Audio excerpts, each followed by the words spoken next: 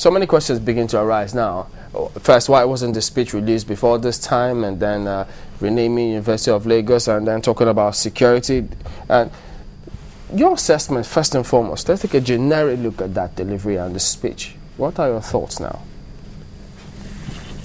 Well, as you said, I'm not sure where one can start because we've been here for effectively 1 hour to listen to the speech. And, well, I guess maybe the idea is that the president's 1 year in office, so we must be able to have 1 hour of speech, you know. Could it be that they were trying to bring in something different from what has not been done? Move it away from 7, make it 8 o'clock, put in all the fine details, because if it's rather short, they may not have a lot, but now give them a lot to think about. Tell them what we've done. Did they do that well today for you? Yeah, I'm not sure, because some of the issues the president addressed, I think we've listened to most of them at the ministerial press briefings, you know. Some of those details. Yeah, no, but they were also covered live, you know, on television and also. But again, those are the details. Maybe let's go back to the speech. And I want to say that first, I'm a bit impressed in terms of the historical, you know, excursion of the president. And it's good that he went on memory lane to remind us where we're coming from. I mean, we're now in 13th year of uninterrupted democratic process. We may not know the value of this, but if you see what is going on in Egypt, you know, that they are trying to celebrate for the first time their, you know, free and fair election. That shows that, you know, what most of the Arab countries are fighting for. I mean, it has become something that is a bit normal with us here. We can debate about the quality of our election, but it's clear that it's come a long way. The president made a good point on that. But the problem of history is that you must also draw appropriate conclusions to the present. I mean, building a museum for former president. I don't see the link between that and the genuine struggle of Nigerians, you know, for democracy. I thought possibly we need a museum for all the democratic actors, anonymous Nigerians who have died, not the president. No, but if you look at the figure, I mean, you, like you rightly pointed out, he went down history lane, and it is significant that in our over 50 years of existence, we've only had 5 democratically elected presidents. Isn't it only appropriate that we should have something to constantly remind us that this also could be a symbol of democracy? No, I mean, it's good. I mean, what I'm trying to say here is that I think we need something more inclusive, you know, not just for the president. I think we need a museum that will take stock of all those anonymous Nigerians. I don't know, I'm communicating to you, there are many Nigerians who fought for democracy, and the president said so in his speech. You know, I thought what we need, possibly we may have a democracy museum, if you want to call it that way. But all is fine. You know, what will sustain democracy will not be monuments, whether for president or for those who fought for democracy. It's our continuous democratic attitude to deepen democracy.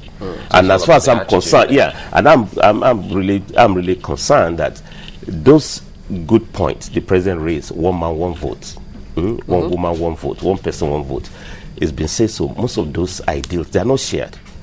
They are by a good number of forces around the president. You know, and in fact, not just the president, but there are still some anti-democratic forces who still believe there are shortcuts to power. You know, I mean, we had serious post-election violence, you know, last year. I mean, very well under his watch. You know, so what we need to do to deepen democracy is to translate those visions to reality.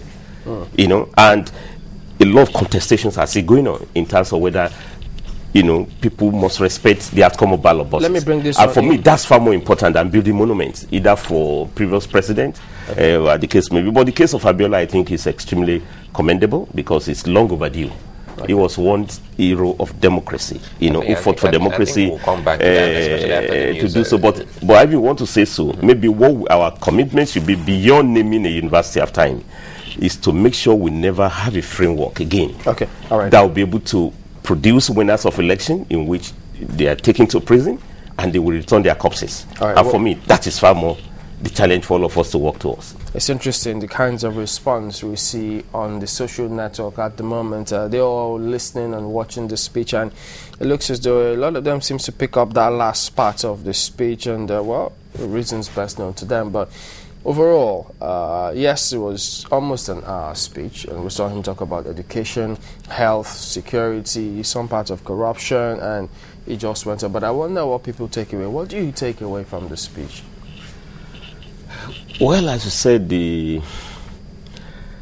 it's interesting from the social media that what captured the imagination was the last segment, which is building monuments, for former president and heads of government, as well as the naming of the University of Lagos after the late Chief MK Abiola. But there are a lot of also issues that are contained in that speech that I thought should be of interest. Again, it depends on how the speech has been structured. But my take on the monument, I've said so before, I think beyond monument for presidents, I think our recommitment to democracy depends on how to deepen democratic culture. And I'm not clear, and I think we need clarification on that. If you are going to build monument for president and heads of government, do they also include unelected government? Or those people who got access to power through military coup? I think that would not be good, service to the memory of democratic struggle in this country. I think we should be clear. Again, we need clarification on that. Okay. Now, again, my take again on naming university after MK Abiola, I said so before, it's good to honor. It was such a great hero. But I also thought that in the spirit of the president's commitment to national unity, I thought we were even sectionalizing the MK to have gone to University of Lagos. Why not a national stadium in Abuja or something like that? That's my view. I think this was a national figure who fought, heroically for democracy and paid the ultimate price. I thought we need to go beyond the sectionalism, as the case may be. I think we really need something that will be more symbolic, in terms of national level. University of Lagos is cosmopolitan it's actually cosmopolitan. It should be a former capital. Yeah, I agree, but former. Well, I thought we have a current capital, and the return is body from Abuja. I thought we need a much more. And in any case, some schools have been named after Abiola before. There could be one naming too much in terms of schools. I thought we need something of a national symbol. Again, I don't have a fast rule on that. But in terms of the substance of the speech, I thought the issue is to take stock about how far we've gone in terms of the struggle for development, to deepen democracy, and in line with the transformation agenda of the president. I think for me, those are the fundamental issues. And I think I feel strongly about the issue of electrification, because if you read the speech of the president at inauguration last year, it was very categorical. I will bring electricity to all the homes of Nigerians. We had all the details today of megawatts, Mambila. I think the critical question is, has there been electricity in our homes? And I think the categorical answer is that there's a sharp decline in terms of power service delivery. And against that background, we're also having agencies that are going up and down with huge resources on advocacy on how to increase the tariff. And I think Nigeria say, well, we can pay more for more tariff, but we must see what we're paying for. I thought we should, today, it will have been nice to listen to the president in terms of power generation, and before you can make a case for tariff increases. For me today, I haven't seen any assurance in terms of, commitment to uninterrupted power supply. If you listen very carefully, then the second point. To interrupt you there. If you listen very carefully to the speech, he devoted quite a chunk of it to saying what the achievement in terms of electricity has been and the investments that have been put there. He talked about inviting foreign partners. He also talked about the contracts that have been signed. He talked about things that have been completed. He says Mambila is almost done, if not completed. He also mentioned a host of other strides you're making. Imagine the meeting he held 3 weeks ago, talking about the emergency gas plan and the power plan, how they have to be able to channel gas as quickly as possible. Does it not show to you that it might not be there yet, but we're making concrete steps to be able to get there? Fine. But these are motions. We need real movement. And Nigerians want to see that in the past 1 year, we have gotten uninterrupted 5 hours power supply, 8 hours power supply, and that we are less dependent on our generators, less dependent on diesels.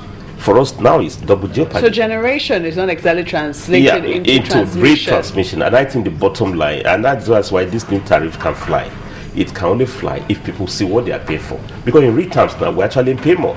If you look at it, I mean, we actually pay more for diesel, for generator.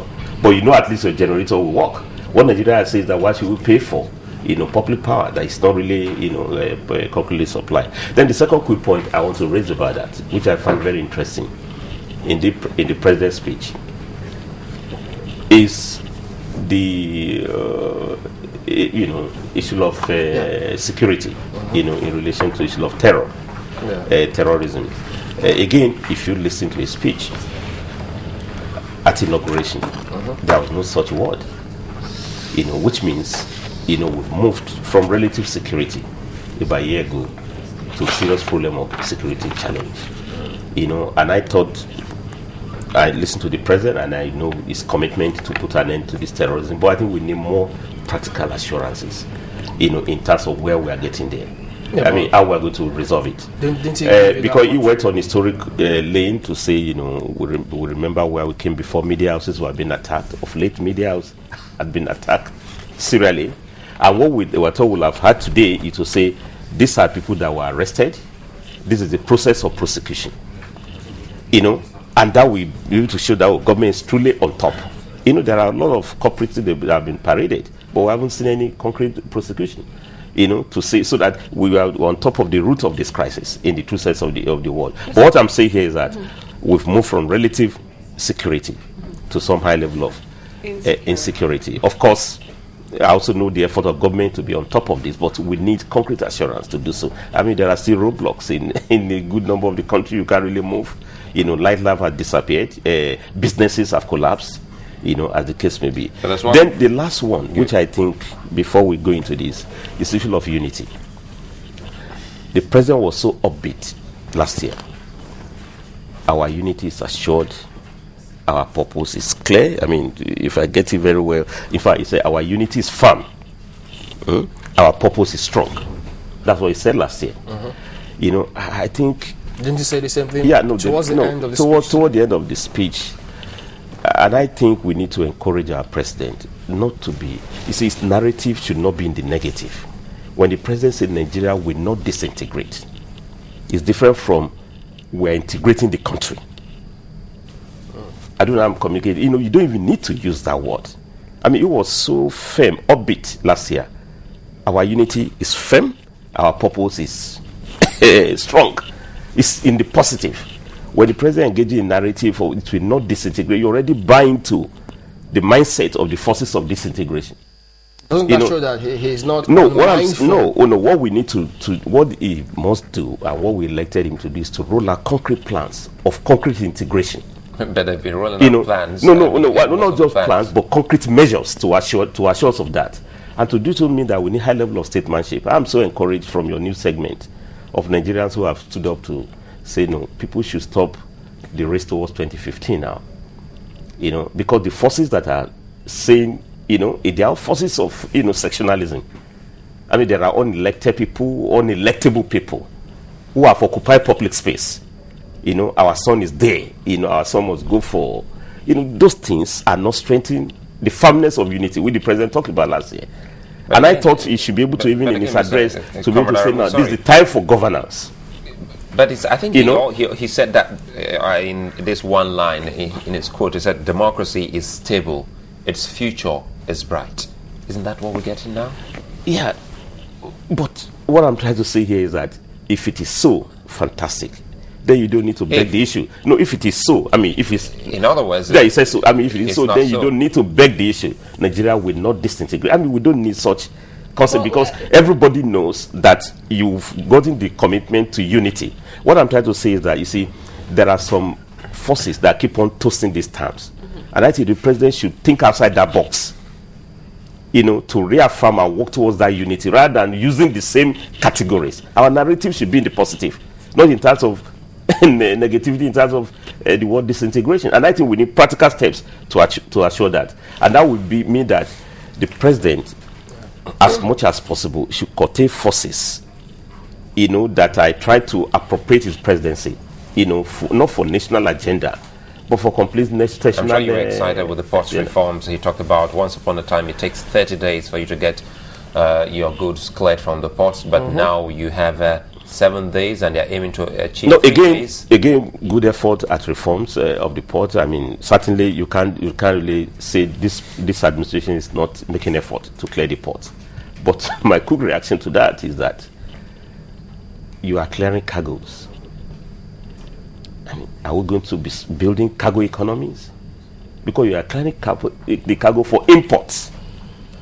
And that has been the bane of this economy, where you are running a cargo economy. We are consuming what we don't produce. And we are not producing what we are consuming. It was saying that. So what I'm saying, I also want to hear a different narrative. To say we've cleared all the industrial estates. The industrial estates have been reinvented. Ikeja Industrial Estate, Bompai Industrial Estate, Sharada Industrial Estate, Nasarawa Industrial Estate in Kaduna. We have opened them up. We are going to open more, effort to more factories have been opened up. Or possibly our ports are being cleared for more exports, not for import. So what I'm trying to say, as good as it is that we've cleared the cargoes are entering, but you also know the goods are entering in good number, including also things that are even determined to our security. So what I'm saying is that, I mean, as good as it is that we must clear ports bringing goods to where, and I think deindustrialization that is taking place in the country today is due to wholesale imports. So we need to also link that to how does it add value? How does it lead to gross domestic product? So should we say that? And that now comes to the issue of growth rate. Before we go to growth rate, let's take a look at the ports. Should we now say that because it might be leading to disindustrialization, we should leave it at 30 days to clear our ports? Because it would seem, it would seem that no matter where we go, we will always get to this place where we would see a barrier. For instance, if it was the industrial estates that were being cleared, people would say the industrial estates being cleared, with which power to power them? Yeah, they have so it would seem that no matter where we go or no matter what we do, there will always be a but in it. Yeah, but listen to me, I'm not saying it's quite commendable that we've cleared the ports, but we can't toast it as an achievement until it delivers the real goods and services at home. That's the bottom line. I'm saying that you are clearly decongesting the port. I mean, we had the congestion before in the 70s. This is 1 year. When we have a huge sale of import of cement, then you open up and then you are bringing more cement to the country. I think we've moved on to start producing cement at home, which is quite commendable. I mean, now we're trying to build self-sufficiency in cement production. And I think the president commissioned huge plant at Ibese sometimes last year. For me, that is quite refreshing. I mean, that would be, then it could take more jobs. I also heard what he said about 3.5 million. Yeah, the job. They've got a target of 3.5 the job. Were you satisfied with that? Yeah. Because they talked about the fact that he had this youth enterprise initiative. Yeah, and over 1,500 youths benefited from that lot. Good. 1,500. We're supposed to be entrepreneurs to create more jobs. Oh, that's and right. And target 3.5 million. Fantastic. I mean, good effort also, but it's pure tokenism to compare to the level of youth unemployment. The official figure from World Bank is between 30 to 40 million youth unemployment. I mean, 1,300. I mean, that could be ministerial speech, not presidential speech. That's not big issue. And even the effort is a flash. It's not a systemic thing. What will grow the economy and deliver jobs is for us to reinvent the real sector. What about and it's manufacturing. Agri development as well? Yeah, well, I mean, it's quite clear that we could create more jobs in the agricultural sector. But I also listen to the president, and I think we need full disclosure about the huge resources that have been put to agricultural credit scheme. Because what we hear now is that all the agri big farmers are the ones who have taken advantage. In fact, some of them are actually political farmers, as the president called them. I mean, those who are already entrenched. I mean, we're talking of critical mass of Nigerian farmers who must unbundled. Good job have been done now. They have access to fertilizer, and I think it's commendable. I had that from the president too. But until they're also empowered in terms of credit facilities, in terms of access to land, I think some state governments already do some of those good jobs, like Osun, for instance, where Alpha Regbe, clear land and give lands to ordinary farmers and the rest of it. I think those are the big issues we want to wait for the president. But until we also have this huge job absorption in this sector, we can't say we've gotten it there yet. Until these Okada riders return back to the farms, they return back to the factories and start adding value. It is then you can now say we are talking of 5 million jobs, 10 million jobs. I mean, textile alone, China employed close to almost 15 million direct jobs. What about the fact that he also said that they take cognizance of the fact that they need to move the economy from a monocultural economy to diversify the economy? Don't make it just oil-based and such. No, everybody's converted to that gospel. The point is that let's see it in relaxation. We're still monocultural. For now, we're still monocultural. The budget for this year. But there's going to be a plan to move us away from that. The key plans, I thought we should be able to have also a benchmark. I mean, just like he said, we've reduced recurrent, now to, 70-something%. There's an attempt to grow capital budget. We also need the figures to show that the non-oil sector contributes so and so. And the manufacturing does it from agriculture. But for now, this year's budget is still oil dependent. And that's 50 years after so much rhetoric that for us to diversify. So I think we really need to match our talks with our work. So the reduction of the recurrent expenditure by any margin for you doesn't work? No, they said they did that this year, in this year's budget. Yeah, they did, but it's still far from the ideal. Don't forget that the recurrent is, and what constitutes this recurrent is the bloated pay for a good number of public office holders, largely National Assembly. It's still in debate. I mean, we want to know what they earn and how much is it, how is it sustainable within the current arrangement that we have. So what I want to say here is that I think we need to interrogate some of the issues contained in this speech. We need to digest it. And it's so long a speech. And I ask myself, I say, well, if the president could be on duty to work so well for deliver his speech for 1 hour. I mean, why should we declare a public holiday to mark to mark democracy? I think to sustain this democracy, we need to work. We need to really work. I mean, this democracy is not sustainable without productivity, and you don't grant a country that is already granted. On just to sit down to the best way to sustain this is going to be on the way he laboriously gave a speech for 1 hour. Everybody should be at work. I mean, I'm saying so with all sense of, labor man, and I think I can make do possibly with more holidays. But I know that even when we are working, we are poor. Is it when we are not working that we can be able to get out of poverty? I think what I'm saying is that I think we must have a serious rethink how to mark this Democracy Day. It's not to sit back at home. I mean, you have Children's Day yesterday. No work against Children's Day. How will the children? How can we take care of Children's Day when they are not? They are on holidays. We can mark this too creatively to be on duty to work. I think we're also not really a working country. But on the last one, which the president didn't have time because we're so overwhelmed with domestic issues. Nigerians were getting more and more insular, and we don't really look at our country within the global context. Although the president referred to effort that have been made in terms of foreign policy. And I think I'm quite impressed with his resolve, with the president's resolve to promote and defend democracy in the continent, especially in the West African sub-region. It's commendable what the president did in Mali, the zero tolerance to military intervention. Nobody will rule us again in this continent without getting our mandate. And I think Nigeria should be able to push that logic. I'm impressed what Nigeria did in Mali and what it's trying to do also in Guinea-Bissau to send troops, and nobody should get access to power without a mandate. That's fundamental. I mean, even the Arab countries that were under dictatorship, they've crossed that bridge. And so it's quite good that he did. And also good activism at the level of foreign ministry.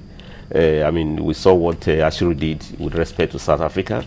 The so-called yellow fever cutting. At least there's a voice now for Nigeria. But I also want to say we could do more, because I wasn't impressed with the role of our president. That he said too, that they must. But I wasn't impressed with the role of our president on Libya, for instance. I mean, we could do far more better to prevent, first, to get rid of Gaddafi in our own way, and allow, and prevent a situation whereby foreign countries have to send troops here. All right, then. Thank you for coming on. But on the whole, I want to say that